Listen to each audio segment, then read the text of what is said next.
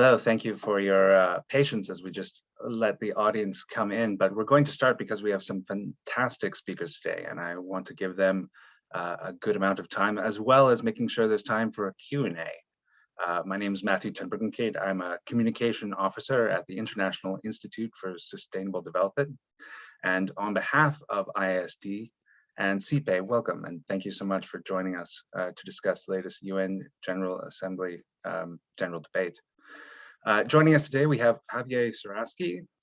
Javier is the program officer of the Governance for Development area of CPE. He is chair of the International Cooperation Department of the International Relations Institute of La Plata Nacional, University Argentina. He's a senior researcher primarily oriented to development studies, particularly in global development agendas and the 2030 agenda implementation and follow-up processes. He is a member of Together 2030 core group. He earned his PhD in international relations and a master's in science in international cooperation and humanitarian action. Over the past 3 years, he has published more than 10 works relating to the 2030 agenda, implementation and follow-up processes, the ongoing UN reform process, and the COVID-19 impacts on SDGs. Javier has been analyzing Latin America and the Caribbean positions at the UNGA General Debate and the main UNGA outcomes since 2015. We're also really thrilled to have Dr. Peter Duran with us. Peter is an activist law academic with a long-standing interest in political ecology and international affairs. He has worked as a researcher for the Northern Ireland Assembly and for the Green Party in Dáil Éireann in Dublin.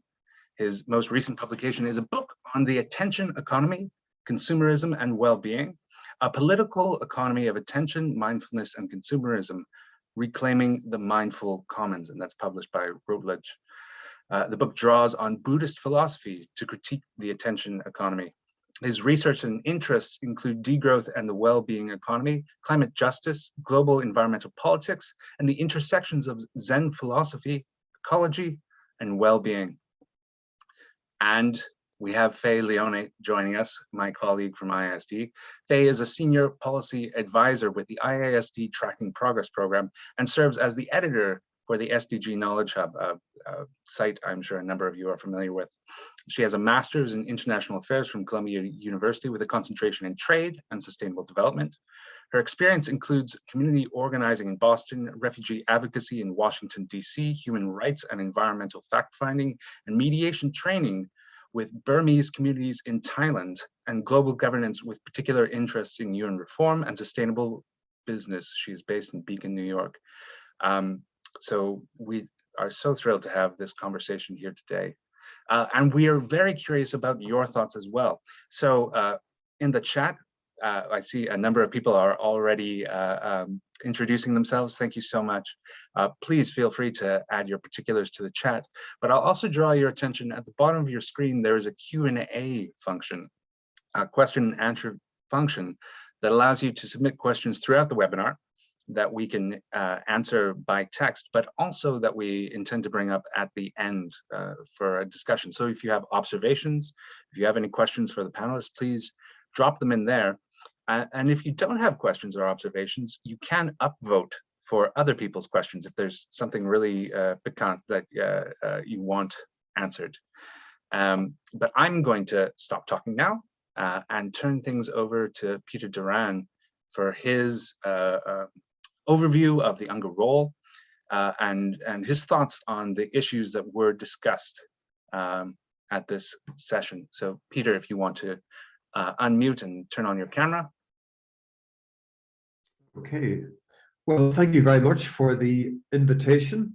I'm looking forward to the conversation and to the questions in particular. It's the best way, of course, to get to know what you want to talk about and what's important for you. I'm going to say a few words, pick out a few words and ideas from some notes on my screen. And first of all, I'm going to assume that most of us know that we have just come out of the high-level session of the United Nations General Assembly, which it's the main policy-making body of the UN organization. It's universal in terms of its composition of member states, and provides a unique forum for multilateral discussion on the full spectrum of international issues covered by the Charter of the UN.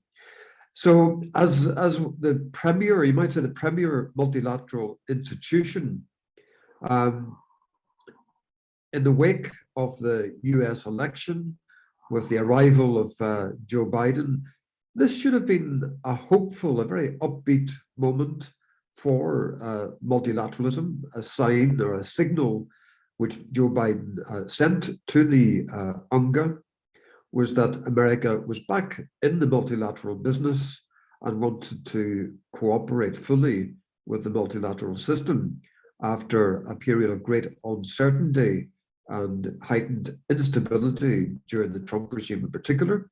But of course, Trump and his presidency, you might say, was the culmination of a period of uncertainty going back some years for multilateralism. On the other hand, the Secretary General has also framed the UNGA with some startling comments about the state of the world. But in terms of the institution, he made a very interesting comment, and I'd like to offer it to you in the context of his work on the Common Agenda, an important document that was issued on the eve of the UNGA session. He says the UN has a universal convening power that gives all 193 member states an equal voice, increasingly joined by representatives from the private sector, civil society, and academia, along with a unique role in safeguarding global values, ethics and norms, and a global presence and technical expertise. And he called it a global common, which is an interesting phrase. And it really harked back to, I suppose, the idealistic notion of the UN as a forum that sits somewhere above the fray and allows us to collaborate and problem solve on a planetary, national, regional, and to some extent local basis. And he made a point of referring to the increasingly inclusive nature of the United Nations as a body, beginning to move, albeit hesitatingly, towards a role that is more than an interstate body. I think sometimes we neglect the importance and the defining role of the UN as an interstate body, which is still bound by the protocols and limitations, I have to say, of state sovereignty and the state discourse of development aggregated at the international level. So one of the background questions constantly in the UN debates is about the extent to which it can truly move from being an interstate body to a truly complex, multifaceted forum, planetary in scope, intensely local in its impact and learning, and moving towards what some would call, I suppose, a home for the pluriversal worldviews, epistemologies, and ontologies that move outside of the dominant Western and even capitalist forms of organization and economy. So the backdrop to this session was the pandemic, of course, and an increasing sense of global insecurity linked to health, economy, and a re-emergent debt crisis for many countries that are struggling with the pandemic as well. There were calls for greater urgency and ambition in approaching the pandemic, and a call to ensure an equitable and green recovery from the pandemic, this notion that we can build back something better and move beyond business as usual, using the pandemic as a catalyst for accelerating work on Agenda 2030 and the SDGs. So part of the rhetoric around this session and the framing of the session was about the language of an inclusive, sustainable and resilient COVID-19 recovery as the critical setting, critical to setting the world on course towards a just transition to a 1.5 Celsius pathway that will also create jobs, reduce inequalities, and improve health and food security, benefiting people, planet, and economy.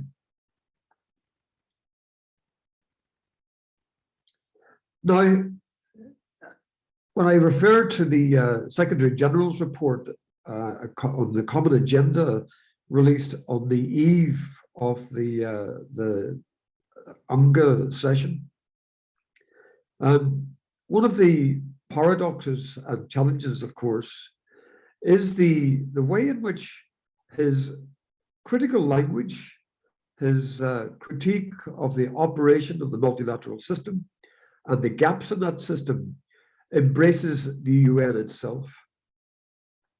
So there was a lot of talk about an inflection point. The Secretary General talked about breakthrough or breakdown in the system. He talked about putting profits before people.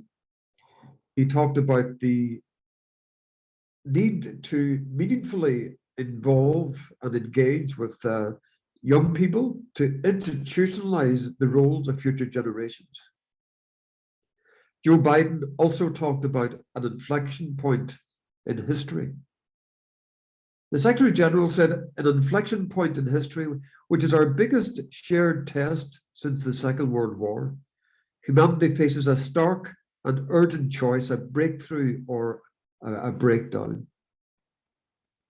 So it's a time for fundamental choices, and the world leaders want to use the pandemic and the climate emergency as a kind of a reflexive alarm, signaling new directions.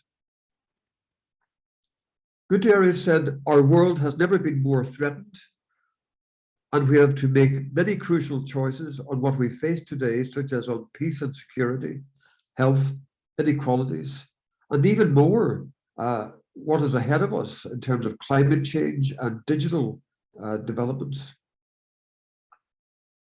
Now, one reading, of course, is that the pandemic has not only set the SDGs back, knocking hundreds of millions back into dire poverty, but exposed how the deep structures of world society remain fixed in their designs for inequality. And one commentator or writer on the session, Ted Anthony, writing for one of the news agencies, Associated Press, noted that the Ecuadorian president, Mendoza, said to the session, "Health has no ideology." Ted Anthony wrote that Mendoza was making a larger point, yet he hit on part of the problem. Everything is political. Health, it turns out, has revealed deep fissures in ideology that were festering elsewhere, but that the pandemic laid bare. Same story with climate change, as leaders reeling from a summer of natural disasters sounded ever louder alarms. The question that occurs to me when I hear about using the pandemic and climate change as catalysts for the SDGs is the question of whether or not these discourses actually do more to conceal the continuing deep structures that give rise to these problems, and that often go without a fundamental analysis as part of the discourse within the UN system, especially at the level of heads of state and government.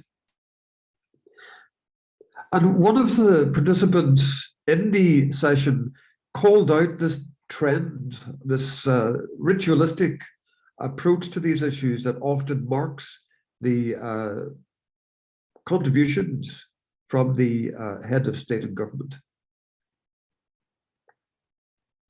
The Prime Minister of Barbados, Mia Amor Motley, delivered an unconventional and heartfelt speech reading notes that she apparently had just prepared on her mobile phone. She said, "If I used the speech prepared for me today, it would be a repetition of what you have heard from others and also from me equally. How many more times will we then have a situation where we say the same thing over and over and over to come to naught? My friends, we cannot do that anymore. The needle has moved. We have not seen sufficient action on behalf of the people of this world." And she reminded the heads of state and government that their speeches were remarkably similar and that they had been similar for many years. She noted that most countries urged each other to band together in solidarity, but not all of them referred to the path set out in the Secretary General's very important paper, Our Common Agenda. So the pandemic has underlined structural failures. It has underlined inequality, the unequal allocation of resources, and the dire need in many parts of the world to restore or create universal health provision. And in response to the Secretary General's paper, Sweden, in cooperation with Spain, has already launched a network of leaders to help carry the common agenda forward, and is ready to support preparations on the paper at a summit of the future in 2023.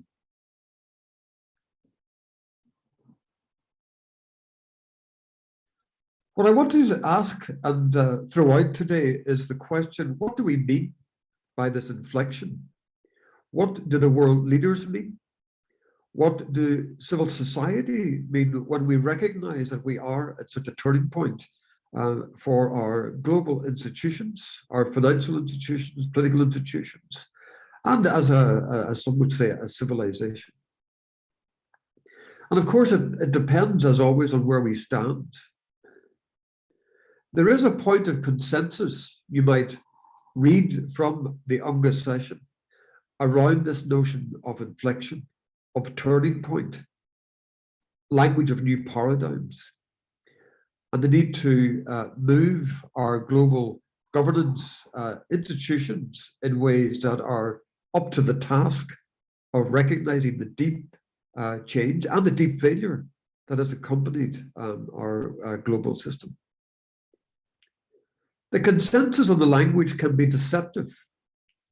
What does the language of inflection mean or signal? Does it point to a crisis within or of the multilateral system? I'll repeat that. Does the inflection point to a crisis within or of the multilateral system? And especially around the key discourses of development and security. The critical point of divergence turns on one's analysis of the causes of global issues such as conflict, inequality, and climate change.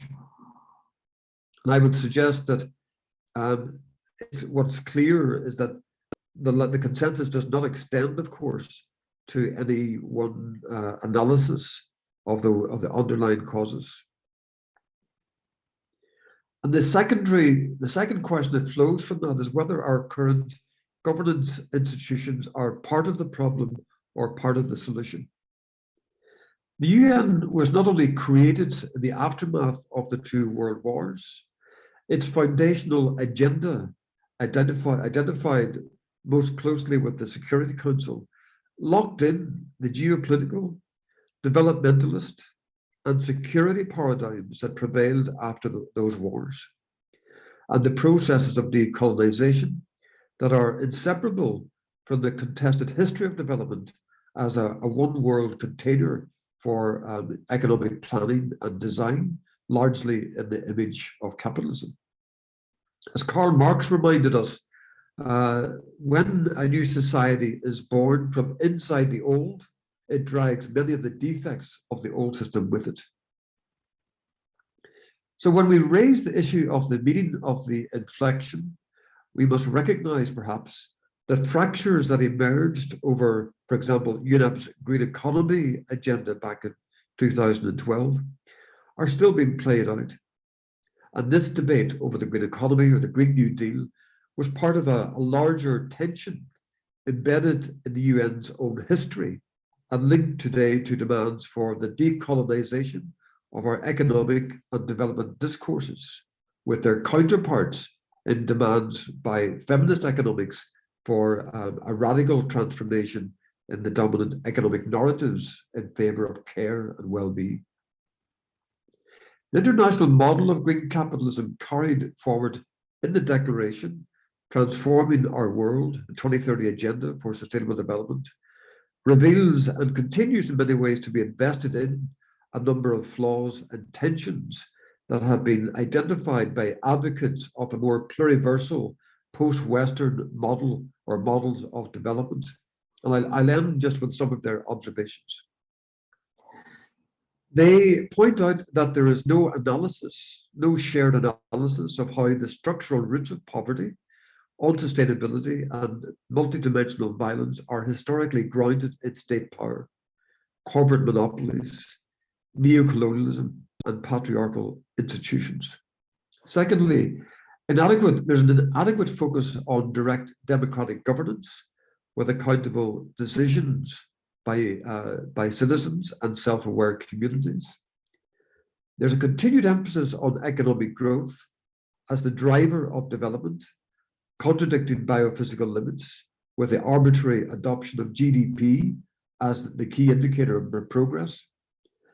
And finally, the institutions themselves remain in the image of neoliberal global governance norms, often hobbling our ability to name the underlying causes of the problems that we state that we have intention of addressing.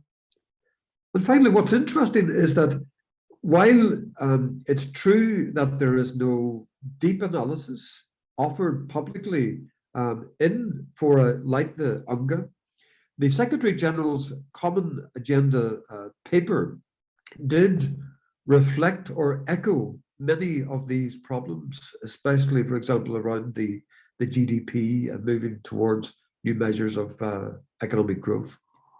He also endorsed the idea of institutionalizing the role of young people and intergenerational solidarity. So while the system is struggling to birth something new, there are echoes and signs that the language from critical movements beyond the Western model of development, beyond the Western norms of its own institutions, there are echoes and possibilities to rehearse and bring in some new thinking, new critiques. But finally, this will rely on the role of civil society to mobilize and keep those institutions fresh and fit for purpose in the 21st century. Thanks. Thank you, Peter, so much for such a rich commentary to start off the webinar. And I see already there's a wonderful question about realigning the private sector's interests to societal interests that I think we'll have a wonderful discussion with afterwards. But Faye, if I could ask you to turn on your camera and on your microphone to highlight some of the standout moments from the UNGA with, I think, going off what Peter said, a special focus on some of the bottom-up commitments that we saw throughout the special events. Yeah, exactly, Matthew. Thank you so much. And thank you, Peter, for all of those things to think about. I'm going to zoom in on 3 key events that took place during the high level week, sort of in parallel to the debate that Peter just described. I'll talk about the expectations that were set up for each one going in, what has actually started to emerge, what happened there and what's coming up, and then what we're looking for going forward. The first is the second annual SDG Moment. This is an annual event that government's designed to increase momentum for the SDGs in their final decade of implementation and keep the goals on leaders' agendas on a regular basis. More poetically speaking, it's thought of as a renewal of vows between governments and the goals. And that's in the words of Maria Fernanda Espinoza, who spoke on our previous webinar on the high level week. And I recommend watching that one as well. When he opened the SDG Moment on September 20th, the ECOSOC president said it was a real moment to reaffirm our political resolve to take decisive action to accelerate the realization of the 17 goals in the decade of action. So when this event kicked off, it was Monday morning, September 20th. It was the first event of the high level week, and it had the chance, therefore, to set the tone. Some of the major messages that came through, one was we can build back better from the COVID-19 pandemic through the SDGs. And then similarly, but with a slightly different dynamic in mind, that the pandemic has shown the inequalities and the dire needs that the SDGs aim to alleviate. And Peter addressed this as well. Another takeaway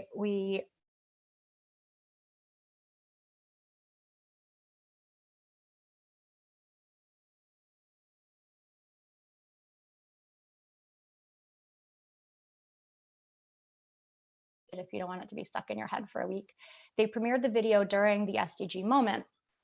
And when BTS took the stage to make a speech about the SDGs and share their video, 980,000 people watched on YouTube. They tuned in live. Then as BTS left the stage, those numbers dropped down to their usual 50,000 YouTube viewers. So 930,000 more people watched a call for SDG action than they would have because it was served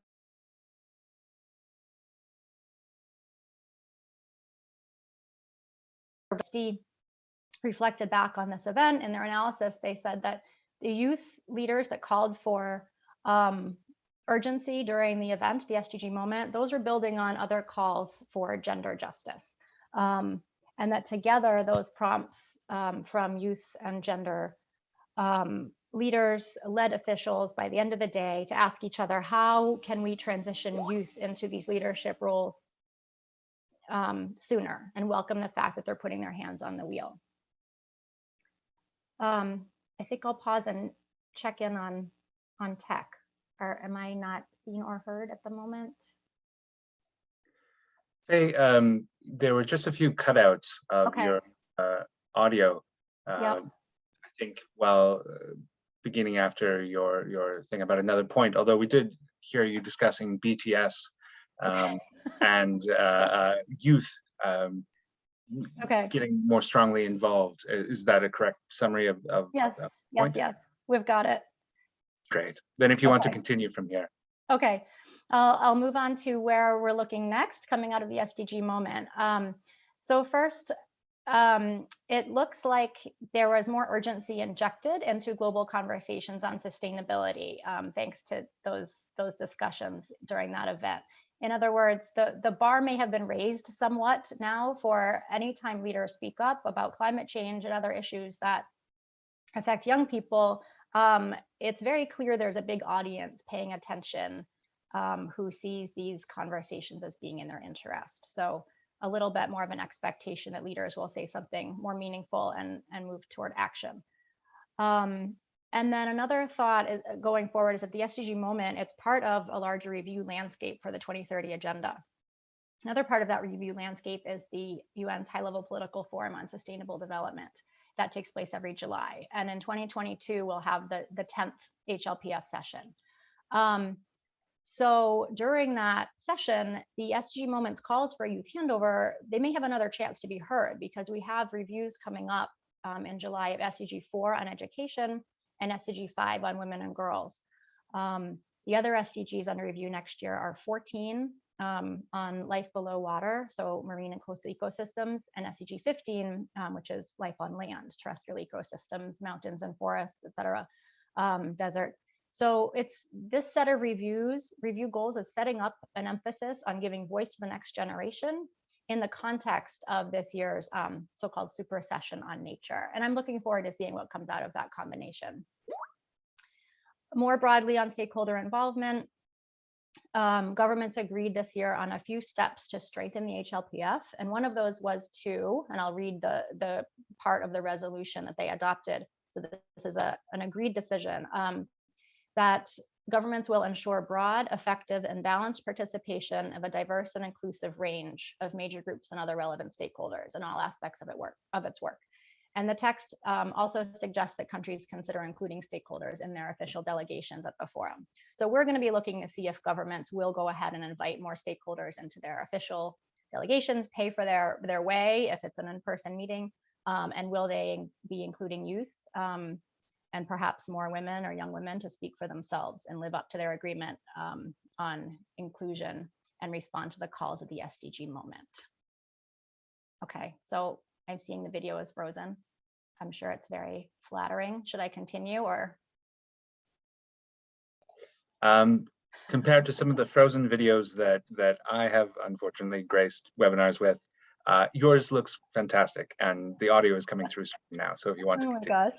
Okay, I'll just keep going. Sorry, everyone. Okay, and then so that was Monday. On Wednesday, we had the high-level dialogue on energy. This is working toward needed change by two key dates. We have a 2030 deadline for ensuring affordable and clean energy for all, that's SDG 7, and a 2050 deadline on achieving net zero emissions by 2050. And this is a goal based on the Paris Agreement. And the event was designed to find out how leaders and stakeholders can help with this. They were invited to craft energy compacts, which are voluntary commitments toward those goals. So on Wednesday, leaders got online to announce almost 150 compacts. Our colleagues counted around 137 of them, with more coming. And almost 1,500 people were part of the virtual day, in addition to stakeholders that announced their own energy compact commitments in the energy action days that were held before the official meeting. And when our ENB colleagues looked back at this day, they thought that the attention that it got from world leaders far exceeded what the organizers expected would happen. Even within 24 hours to the event, organizers were receiving requests for more speaking slots, and they ended up expanding the day from a half-day event to 11 straight hours of speeches. Potentially, this is a result that the costs of inaction are more clear now, alongside, in contrast with the short-term investment to address the climate crisis by overcoming our dependence on greenhouse gas producing energies. And perhaps it also shows a better recognition of the benefits of decarbonizing, in addition to the risks of not doing so. Hakim Steiner, head of UNDP, said during the event, it's no longer a question of economy versus environment or health versus economy. So what's next? Well, first, there were two results expected from the high-level dialogue on energy. We had the energy compacts, and then there was an expectation of a roadmap, a global roadmap to reach the 2030 and 2050 endpoints. And that roadmap has been drafted. We understand it's with the Secretary General's office. It's something to look out for before COP26. And it's made up of priority actions and specific milestones along the way. And it's based on the work of 5 technical groups and related ministerial discussions in June, which there's a summary of. So for me, that's a preview of of the basis for the global roadmap. And then, of course, we're under a month away now from Glasgow, COP26. And the energy event was a pretty good launching pad for ambition on decarbonization at COP26. One expert has said that after the high-level week, COP26 is now the next big test of leaders' ability to step up. And that's the view of Elizabeth Cousins, the head of the UN Foundation. Finally, I'll mention more quickly the Food System Summit. This took place the next day on Thursday, the 24th. This came about after the Global Sustainable Development Report released by independent scientists in 2019 pointed to food systems and nutrition as one of the 6 key entry points for getting the world on a more sustainable track. So food systems are considered pretty central to achieving the SDGs if they can be aligned more with sustainability. And in July, at a preparatory event for the summit, the UN Secretary General said the current food system, as it works now, it's part of a war on nature. It generates up to 1/3 of all greenhouse gas emissions, and it's responsible for up to 80% of global biodiversity loss. So the need is clear. What would the summit do about it? It was expected to come out with a high-level call to action and a system of follow-up and review on those actions. And another piece of the context for this event to know is that it was called a summit, but the UN often described it as a people's summit, as distinct from a leaders summit. The participants included farmers, food distributors, indigenous people, all the stakeholders along the food spectrum, including consumption and disposal. So food waste is on the table. And then by the time the event came around, the work that had been catalyzed by the advent of the summit was largely complete. So there was an 18-month consultative process that engaged over 100,000 people, according to the UN's numbers. These are leading to national pathways being created based on what was heard in those consultations. The statement of action that was issued as a summary of the summit sets out plans for a new coordination hub, mainly among the Rome-based agencies, that will help take forward those national pathways, and a tracking process has been agreed. And something to look out for in that new tracking process is a global stock taking of progress every 2 years. Another thing we'll be watching for as that process unfolds is that during the preparatory event, a youth leader said to the government and UN officials gathered virtually, we want to sit at the table with you when you make decisions about our future food systems. So we're hearing a common theme here, and picking up as well on what Peter shared. So I'm about to hand over to Javier, and just a general reflection before I do so is that it seems that these 3 events brought a wider recognition that strong speeches do not equal leadership. Peter earlier called this the rituals of leaders' appearances on the UN stage. I was also really struck by Mia Motley's speech. And the 3 events that I just described each demonstrated that recognition in a different way. So the energy event was about generating collaborative commitments. The SDG moment aimed to let leaders exchange proven ideas for action. And the Food Systems Summit laid the groundwork for tracking progress and accountability. So these events seemed to work harder perhaps than in the past to bring together so-called insiders and outsiders, making the event more inclusive, which is now an important ingredient in legitimacy, and helping to ensure that many actors take forward the outcomes with a sense of ownership. And for us as observers of all these processes, it's a lesson of the negotiation process that gave us the SDGs and the 2030 agenda, that creating an impact requires more hands in this complicated high stakes moment in our interconnected world. And now I would love to hear Javier's thoughts on the week. Thanks so much for bearing with me in the tech issues.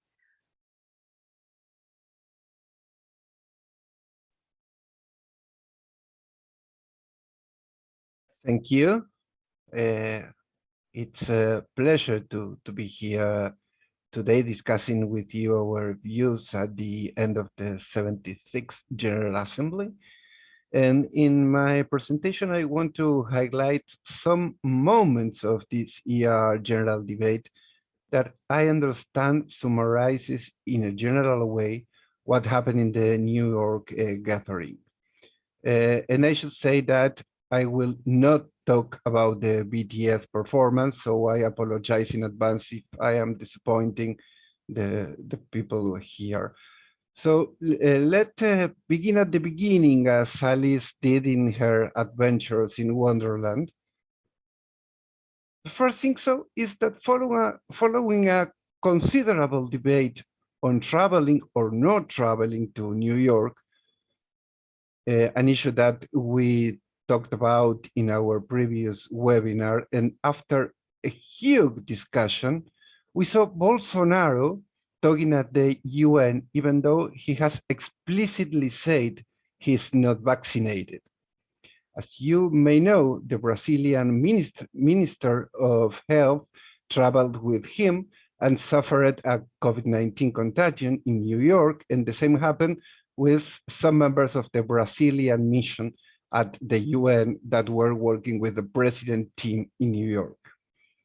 That points out an still open issue that should be addressed urgently.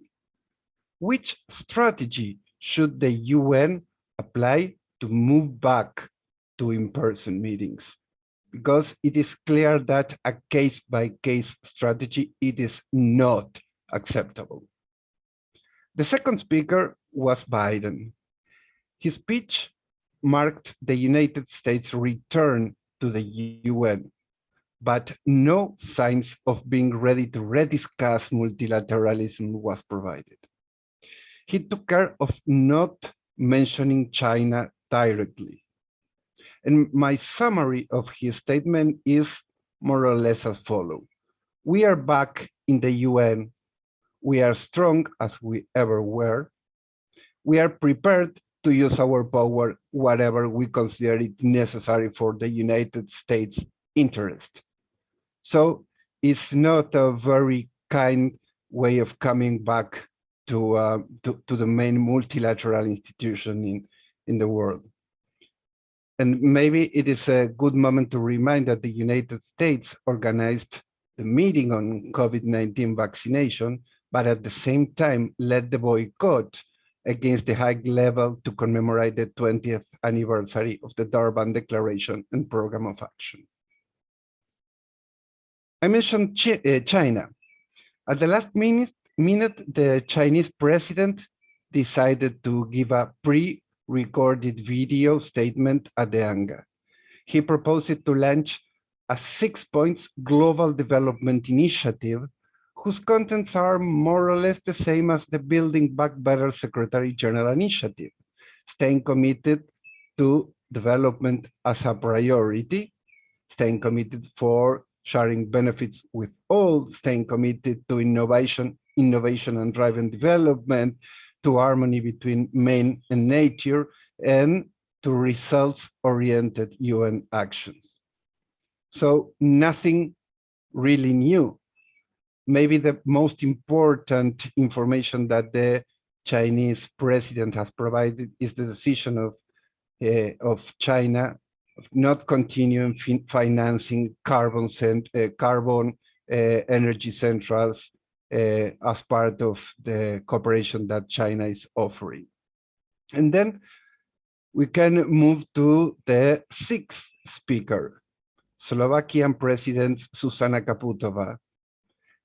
She was the first woman to give a statement in this year list that shows, as ever, a gross gender disbalance. Any international event organized with such gender disbalance will be harshly criticized. And then came one of my favorite moments in this year general debate. Boris Johnson stands out at the General Assembly late on September 22 as part of a roster reserved for head of states, even if he is head of government. And he made a kind of Glasgow COP26 marketing campaign using some, let's call it, eccentric metaphors. Let me share one of them with you, and I quote, "When Kermit the Frog sang, 'It's not easy being green,' I want you to know he was wrong, and he was also unnecessarily rude to Miss Piggy." End of the quotation. Latin America and the Caribbean showed how close and how far they are from each other one more time. Almost no common regional issues, ideas, or proposal were raised. Latin America made it worse for any informed person hearing their leader statements. Became clear how divided the sub-region is on almost every international issue. On September 23, a not surprising UN decision was announced by the organization's spokesperson. He confirmed that the Afghanistan representative inscribed on the list of speakers was Ghulam Isaaqzai, who was appointed ambassador by Afghanistan previous regime. However, it didn't stood out in front of the assembly because the Afghan mission at the UN told the organization to remove Afghanistan from the speakers list. And then my second favorite moment of this year general debate took place on September 24 and was just mentioned by Peter and by Faye. Mia Mottley, the Prime Minister of Barbados, opened her statement in a very unusual way. She said, "If I use the speech prepared for me to deliver today, I will be a repetition of what you have heard from others and also from me. I cannot deliver that speech. I will not repeat my statement of previous year. Why? And this is the main part. Because we have not moved on. We have not moved the needle." I will come back to this point later.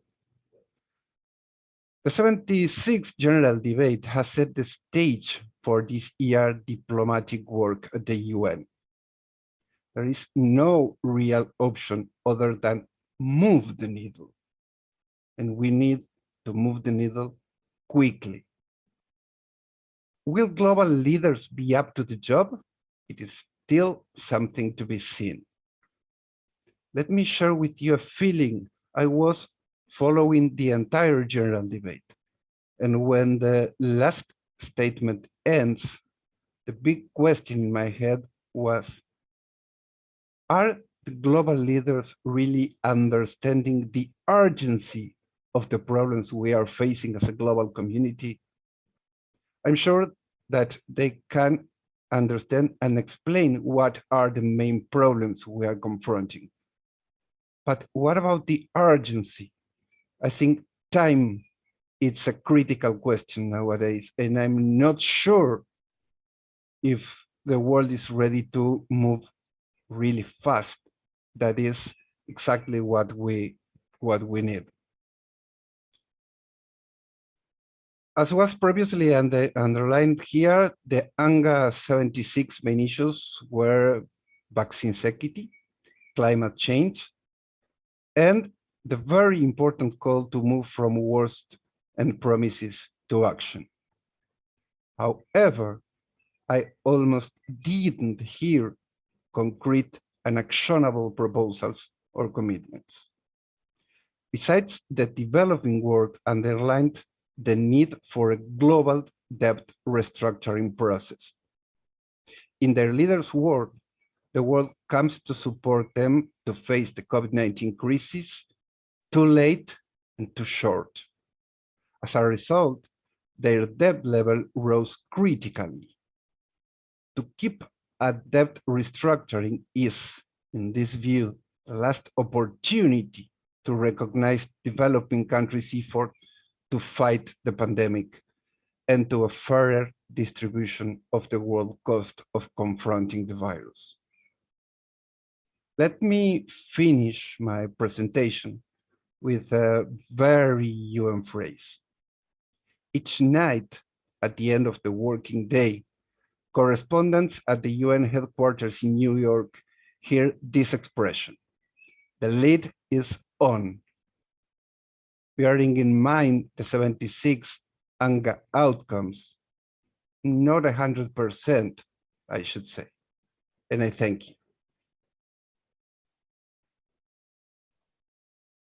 Javier, thank you so much for your always entertaining and provocative thoughts. I'll ask Faye and Peter to turn your cameras back on, as we just have a few moments to take some questions. For everybody who is with us on the webinar, again, you can submit your questions. If you want to drop them into the chat, by all means, do that. But there's also a Q&A function at the bottom of your screen, just about in the middle, that you can put some questions in. I would be remiss if I didn't promote our ISD's 2 sites for covering these issues. sdg.isd.org is the SDG Knowledge Hub. And of course, Earth Negotiations Bulletin can be found at emb.isd.org. And while you are checking out those sites, please do check out cpay.org as well for some really fantastic commentary and reports. So again, please feel free to add in any comments you want. I know Peter, you very correctly pointed a question towards weall.org in the chat, but I wondered if you wanted to speak directly to it while we're in the group. The question from George Shaka. My apologies if I pronounced that wrong. What can be done for the business entities in the private sector to align their interests with societal interests, which in turn could help humanity to prepare for emergencies such as the current pandemic? So I wondered if you wanted to expand a bit on some of the points you raised about realigning what makes businesses function. Yeah, I'll answer that maybe in a way that maybe is not maybe not as expected, but I'm fascinated by the conversations and writings taking place within the financial business community. Even the Financial Times over the past 18 months has dedicated significant bits of space to the conversation about the future of capitalism. Now talking about the repurposing of capital, about the future of investments, and we know, for example, about the risk around stranded assets invested in the futures of fossil fuels. We've seen some very significant decisions around disinvestment. And one of the people who has captured this debate and who has become quite an influential player in the debate, I think she's based at the London School of Economics, is Mariana Mazzucato. And she sums up the emerging insight that's coming from within the private sector, as well as from governments and from NGOs and some international organizations. And she says that in modern capitalism, value extraction is rewarded more highly than value creation. The productive process that drives a healthy economy and society. So from companies driven solely to maximize shareholder value to astronomically high prices of medicine, and that's a very pertinent point in the midst of the pandemic, justified through big pharma's value pricing, we misidentify taking with making. Now, those are issues that are being discussed within the financial press, parts of the private sector, parts of the investment community. But ultimately, they are systemic issues. Unless the state and international financial and other organizations readjust the cues to incentivize capital to begin to value or honor value creation rather than extractivism, extracting value, then we cannot expect, and will never be, we'll never see individual corporations or companies leading a systemic change. There will be exceptions, but systemic change can only come from government and international organizations. But there is a conversation underway, and we all and others are part of it, of course, as well. Thank you so much, Peter. Javier, I saw your hand was up if you wanted to jump in. I'm afraid I'll have to ask you to unmute. More almost 2 years in working from the distance, and I still didn't learn to turn on my mic before starting talking. No, just two fingers here related to the question. I want to highlight that on the food systems summit, the private sector had an important contribution, and some medium and big American food companies committed to become carbon neutral by 2050. And I think that is the way. The way is making clear, measurable commitments, all what we are expecting from the countries. I think that we can also request the same level of ambition and clarity from the private sector. And that is a good example of how the private sector can contribute to face the more urgent problems that we have in front of us. Thank you so much. We're, as usual, there's so much to talk about, and we're at the top of the hour. But I did want to, perhaps as a closing thought, go around to everyone. And Faye, if you can join us as well by turning on your camera and unmuting if your camera is back up.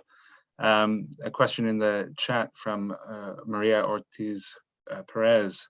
You speak about the rituals of the Anga. Do you think the format of the Anga is conducive for debate? After all, it is called a general debate. Should it be revised? And perhaps, you know, if I could give each of you a magic wand, what revision would you make to the Anga? Can I come in there? Please do. Yeah, I sat through the SDG Moment event this year, and I must say that the format was excellent. They hired a couple of professional television presenters, very professional, very well briefed presenters to really interrogate a range of stakeholders from international organizations, from youth lobbies and feminist lobbies. And it really pointed up the rather stilted, ritualistic nature of the speeches by the heads of state and government. The content was very, very good. And there was even one speaker who named a couple of governments and critiqued a number of governments, and one young woman who called her own minister to account in terms of giving representation to youth-led and women-led movements in her own country. So I think if the organizers of the SDG Moment were given a license to work much more broadly across the UNGA sessions, then we'd all be much better for it. It would be a much freer, fluid, and honest exchange about the state of the world and about the people who will really lead the change. Thanks.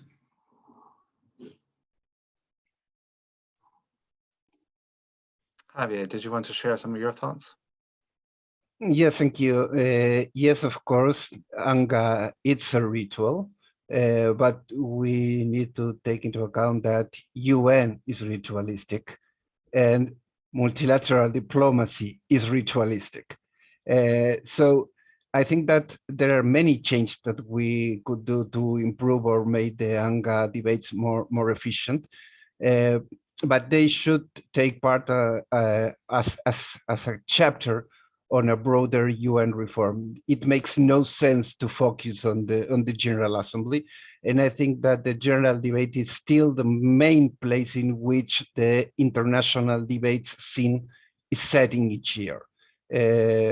So I think that we should not expect more and nor less than that from the general debate. Thank you. And Faye, I know there's been some technical issues, but I wonder if you're able to unmute. I've unmuted. Can you hear me? Yes. Okay, great. I'm not going to mess with it by turning on the camera, but something I'm taking away from the conversation is the framing from the Karl Marx quote that when we try to create something new, watch out for not bringing with us the bad parts of the old. And so I think that looking as the UN starts to set up the process around our common agenda, or the many processes that are probably going to be birthed out of that document, that's something to really look for. And in my own watching and reporting on how the SDGs get taken forward, I think that that's a good warning as well for SDG 8 and how our economies work. And so it's been a valuable conversation. Thank you so much.